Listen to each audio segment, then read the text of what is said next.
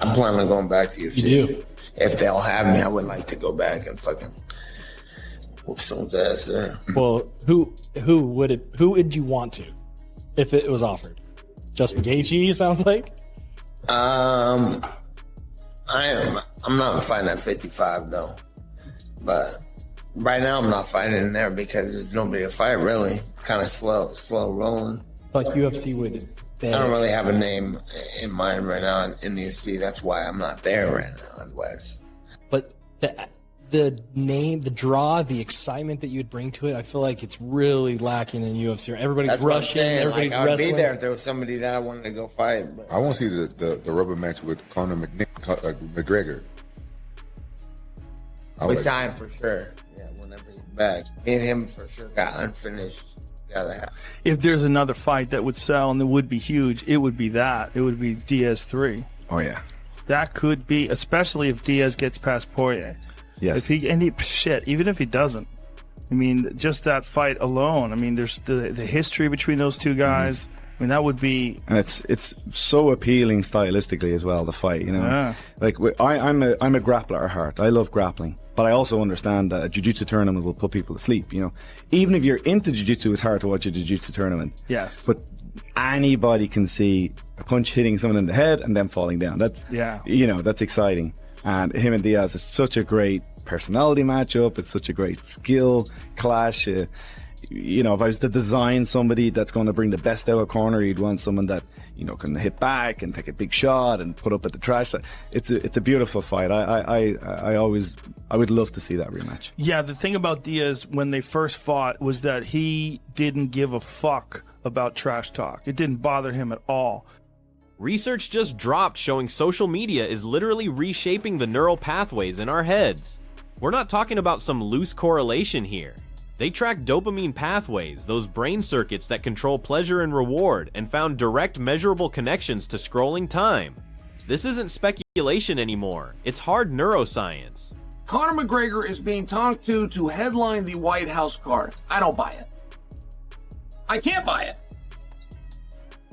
Why are we be turning to Conor McGregor? And the answer is also out there because he is the sport's biggest star. That is true. So is that what you need? If you've got the open checkbook and you've got the magic wand, without saying names, do you say, I'm going to put as my main event the sport's biggest star? Is that your answer? Doesn't matter who he's fighting. What if it's a championship match? You have an open checkbook and you have a magic wand and you don't use any names, but you're going to put the championship on. Would you say heavyweight? Would you say women's 135? Would you say wherever Kazmat Chimaev's at? Like, how is it that you would answer that question? And then what if you're really going to go for a big fight? What if you really follow this for a long time? You're going to do what we used to call a super fight, but now we call it title versus title. Check out how direct Nate Diaz was about this whole thing. Zero hesitation whatsoever. When that White House possibility came up and everyone started throwing around potential opponents, Conor McGregor was the only name that actually caught Diaz's attention. No big sales pitch needed, just straight facts. If it's not McGregor, then honestly, nothing else really moves the needle for him. Diaz basically said, count me in. That long-awaited third chapter of this epic rivalry isn't just wishful thinking anymore. It's brewing behind the scenes, waiting for the right moment. No official announcements needed, no complex negotiations required. Everyone already understands exactly what this fight represents. Last thing, White House card, like he said, you want Conor McGregor? Yeah, but the whole thing's on WWE. So right. At least that's happening and getting something to talk about, something to watch. And I'm looking forward to that fight, actually. Now, fans want it. Devontae and Paul should be good. And then, because what else are you looking forward to? Hurry up? Nothing. Hurry up, what else? If it's not you, McGregor, Ryan, it's nobody. So it's good. It's good. Now, fans want you versus McGregor 3. Do you want that fight? Yeah, for sure.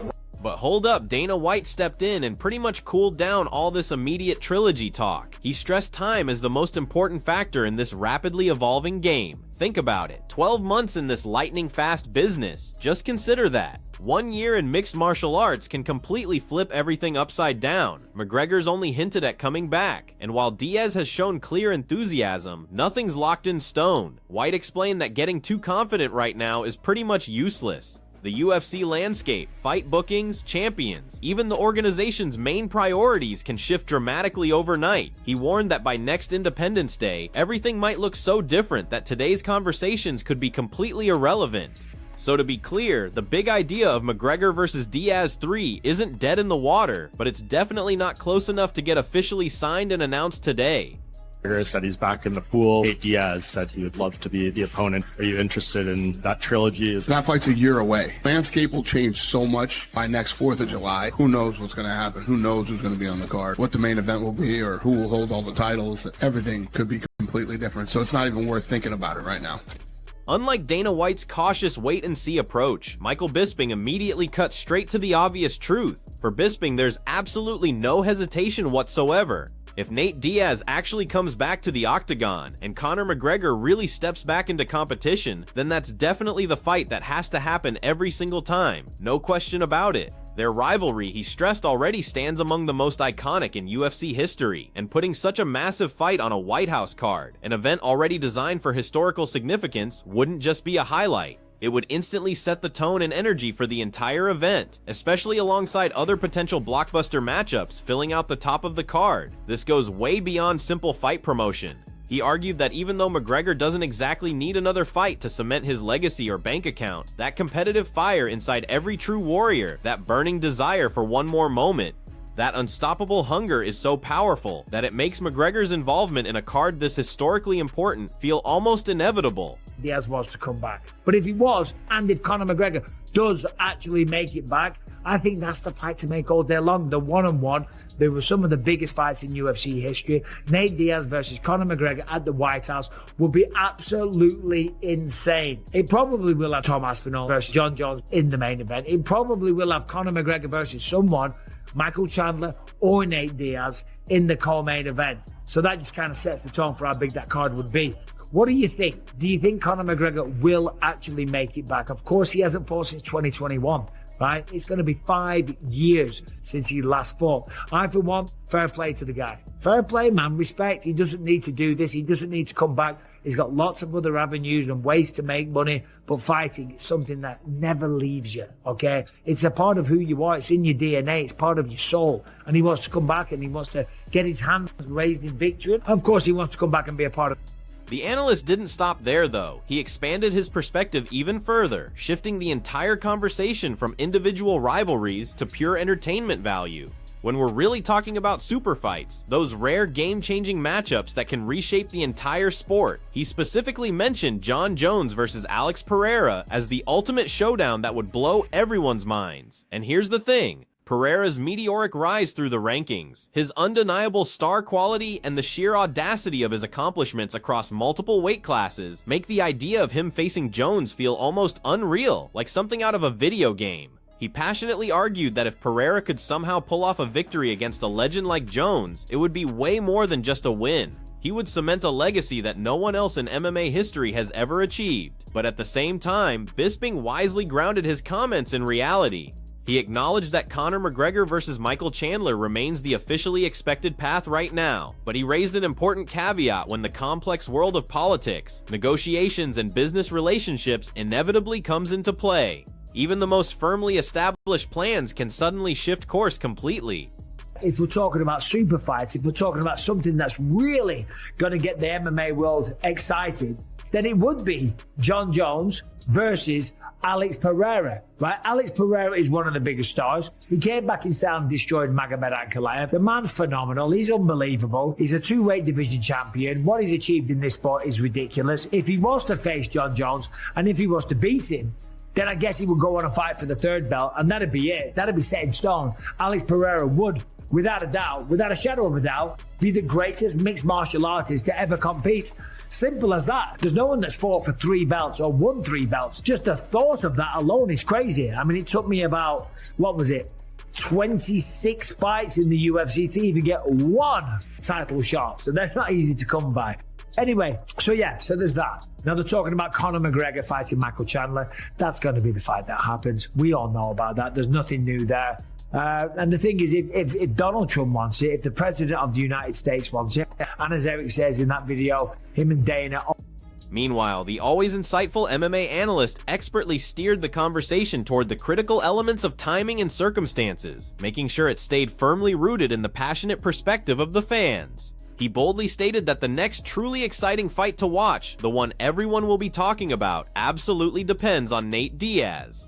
After a decisive, impressive victory in the welterweight division, he stressed that only then does the highly anticipated trilogy with McGregor really become an event worthy of that prestigious White House stage.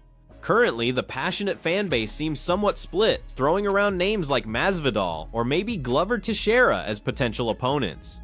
But here's what's fascinating. Many prominent voices, including seasoned journalists like Ariel Helwani and others, are quietly but firmly leaning toward the compelling spectacle of Diaz versus McGregor as the upcoming headline fight that everyone secretly or not so secretly wants to see.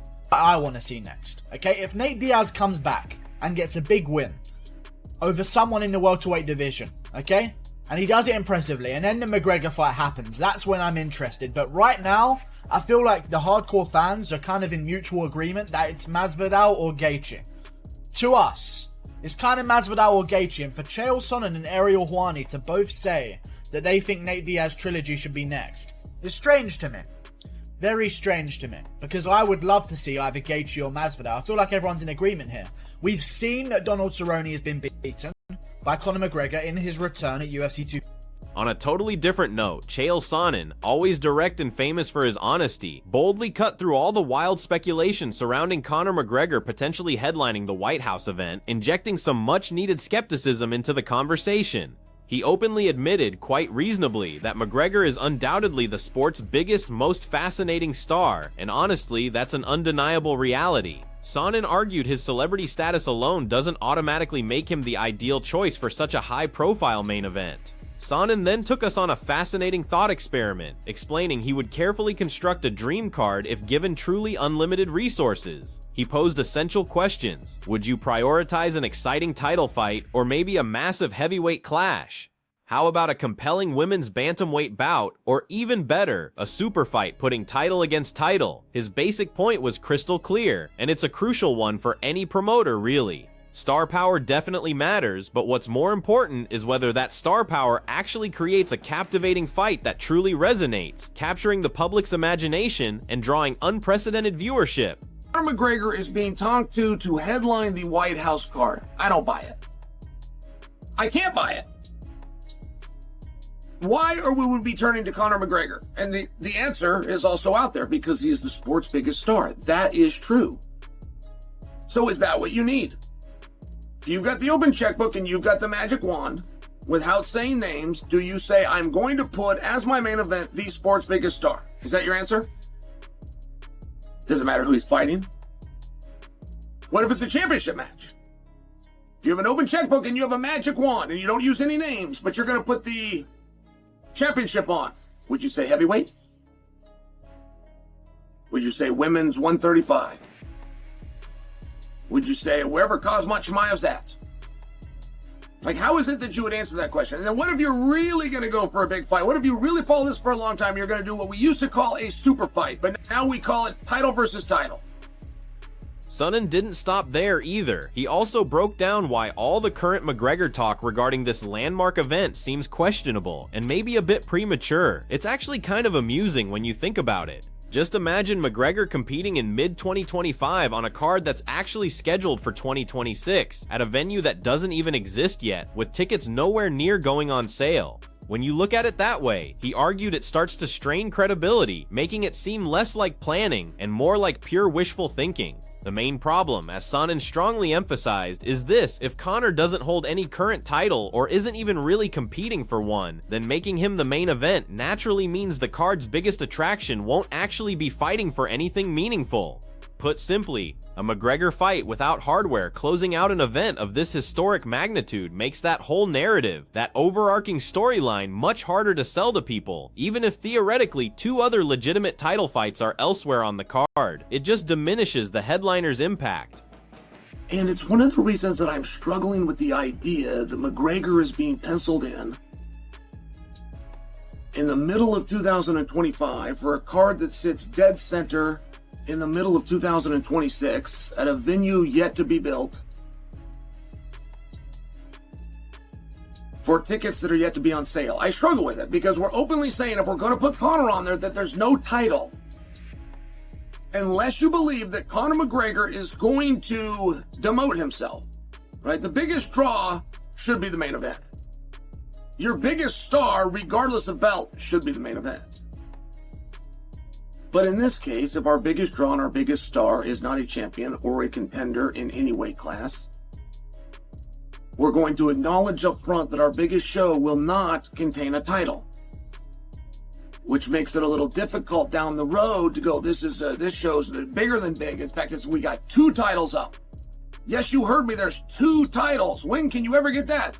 And nothing more important than And just when you thought the debates couldn't get more intense, then Sonnen, in his typically blunt fashion, absolutely unleashed a major controversy, a lasting bombshell. Sonnen, in a comment sure to generate heated discussion, claimed quite boldly that Diaz, despite being heavily marketed and genuinely loved by a massive fan base, was, in his expert opinion, simply an average fighter who possessed an incredible talent for promoting himself as an elite, top-tier competitor.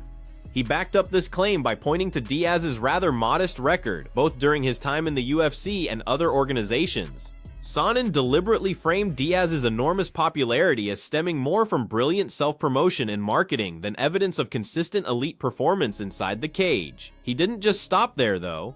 Sonnen also suggested with a knowing smile that saying this publicly would almost certainly trigger a massive, relentless social media storm from Diaz's fiercely loyal supporters. So whether you absolutely love Chael Sonnen for his honesty or completely hate him for his controversial takes, this much is guaranteed to spark heated, passionate debate throughout the entire MMA community for weeks to come. Nate Diaz. He is the most puzzling. He's not. I don't even think he's that good. I'll go get his record if you want me to. But he has convinced people he is good at fighting somehow, some way. He's pretty good. I'm gonna go get his damn record, Daniel. It's not. But he won the Ultimate Fighter. He won the Ultimate Fighter. I'm saying he was good for the time that he was fighting. No, he wasn't. He was average. He was. Yeah. Okay. I'm just. Okay. I'm gonna go get the record. I'm gonna go get the record. They're gonna yell at me. I know this. Okay. Let's see. Well, his record is 21-13. Oh my God. Really? Yes, that's not that great. Okay, I take it back. I'm taking it back. And he was and going into the UFC, he was, I think it was 5-1. So within the UFC, he was 16-12. That's not good. That's not very good. That's not good. There's really no way to twist that into good. Yeah. So but you know, his personality. That's another one. Like, how did his personality catch on? He says funny things sometimes. He's a little bit different. I don't. Yeah. And listen, if you post this clip, please don't post this clip because Now let's shift dramatically to the broader conversation about who really deserves to be on the White House lineup. While Jon Jones's move to heavyweight is certainly intriguing, Cormier remains firm in his belief that Jones's best work, and more importantly, the fight that fans really want to see, stays at light heavyweight. He highlighted a potential showdown with Alex Pereira at 205 pounds as perfectly fitting for that monumental White House extravaganza. Cormier acknowledged that Jones has definitely put on significant size throughout his career, but he's confident that cutting the required weight to make the light heavyweight limit remains totally doable for Jones, keeping that ultimate dream fight completely realistic. At the same time, Jon Anik, using his typical blend of practical knowledge and deep fan insight, carefully laid out his own detailed vision for the White House fight lineup. He strongly suggested the main event should feature the undisputed heavyweight championship, likely with Tom Aspinall defending his crown against the dangerous Cyril Gane, while acknowledging that the massive buzz around Jon Jones versus Alex Pereira makes it a questionable pick for the headline spot. As the co-main event, Anik thoughtfully mapped out an exciting bantamweight title clash between the relentless Merab Dvalishvili. He expressed genuine hope that by the time July 4th arrives, fans might potentially witness an unprecedented 4 or even 5 undisputed belts contested right there on the legendary White House lawn, which honestly would create a truly undeniably historic event if all those elements somehow come together. And not to be outdone, Brendan Schaub then revealed what he enthusiastically calls a dream lineup, a card so stacked it would definitely make any MMA fan completely lose their minds with excitement. He absolutely loaded it with star power like Ilia Topuria, the dominant Islam Makhachev, the always entertaining Sean Strickland, the aforementioned Alex Pereira, and obviously Jon Jones, plus the epic McGregor vs. Diaz showdown. Schaub called it exactly the type of lineup he would gladly pay top dollar to watch without hesitation, and he didn't even stop with the main events.